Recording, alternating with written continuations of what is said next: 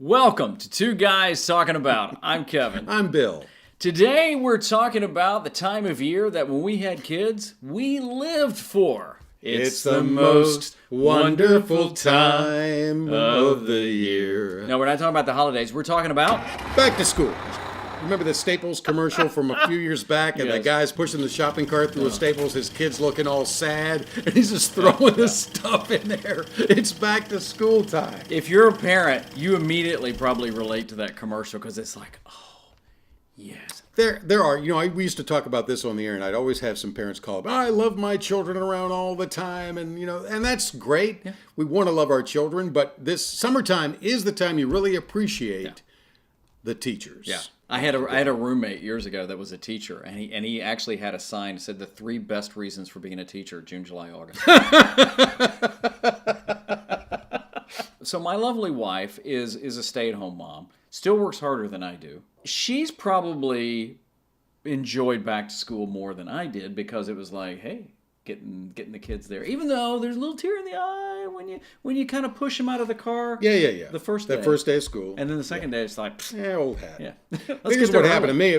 Not that long ago. It was recently. I went into our nearby Staples, and I'm walking in, and the lines are like 20 deep of parents and kids. And when did back to school become big business? Yeah. It's now. It's crazy. Big business. That's crazy. I mean, all the binder and the backpacks. We didn't have backpacks here.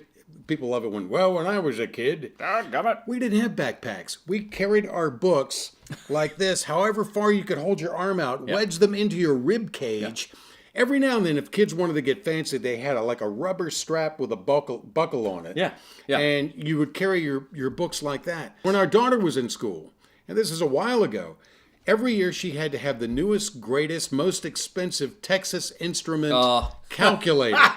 Every year. Huge. Yeah. Huge. Of course, now it's all on the phone. We actually, I think, still have Brandon. Brandon's our oldest. I think we still have his. We uncovered the other day. That has more buttons than I think, NASA has. I never knew how to use it. It was like, okay, I bought it for you. It was always $100 or more. Now I'm going to say this, and if you're in the business of selling school books, I don't mean to insult you, but dang, what a racket. What an absolute racket. And I think it gets worse in college. It's kind of like you buy this book, you got to have it new, and you use it, and then if we buy it back, we'll give you like $1. Did you ever keep any of your school books? No. Why would I do that? I actually uncovered my German book from college. I would like to see that. I think I sold it for $1. The other thing too is, and we were also talking, and I think this is part of it, is the parking and the getting in lines. Yeah. So there is a. I hope she doesn't follow us on anywhere that Two Guys can be seen or heard. But there's a lady at my little son's school that gets there probably somewhere at midday and parks in the number 1 spot. And I mean, she's, got like a picnic lunch and she'll sit there for hours just to get that first spot. And even getting back to the supplies. I mean, I didn't have a backpack. I think in high school I finally had a locker. The one thing we did buy was the master lock. Yep. You had your books and you had a notebook and some pens, and that was it. Yeah, I mean, you may have to buy a metal lunchbox, man, with the thermos. Yes. Mine was an NFL lunchbox, not in high school. But I mean, I had a couple of spiral notebooks, some loose leaf paper.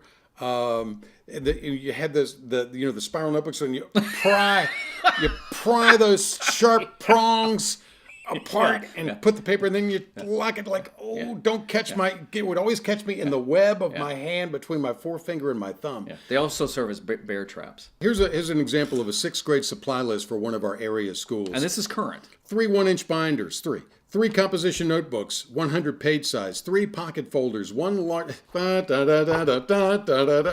pack of loose leaf paper, 2 to 3 packs of number 2 pencils, earbuds, and an absolute requirement. Yeah. Earbuds. Colored pencils, glue and or glue sticks, index cards, scissors, tissues, hand sanitizer, glue, colored pencils, colored copy paper, cardstock copy paper, dry erase markers, Ziploc sandwich bags. If you take Spanish, you need a 5-subject spiral notebook and a Spanish-English dictionary. And that's a small sample of the list. And is there any wonder that our kids now, for 6th grade, that's why they need a backpack, and they end up carrying like half of their body weight every day in and out of school. I'm going to Ecuador this fall, and my list isn't that long.